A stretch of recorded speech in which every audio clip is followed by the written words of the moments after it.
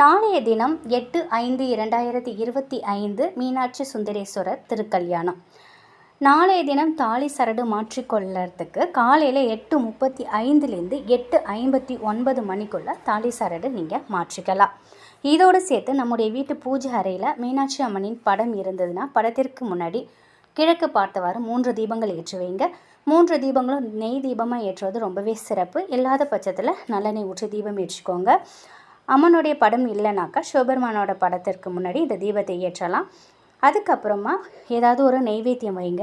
அதுக்கப்புறம் முழுமுதற் கடவுளில் விநாயக பெருமானை மனதார வணங்கிக்கிட்டு சிவபெருமானையும் வழிபாடு செஞ்சுட்டு மீனாட்சி அம்மனை மனதார நினச்சிக்கோங்க. இந்த ஒரு மந்திரத்தை 54 முறை சொல்லணும்.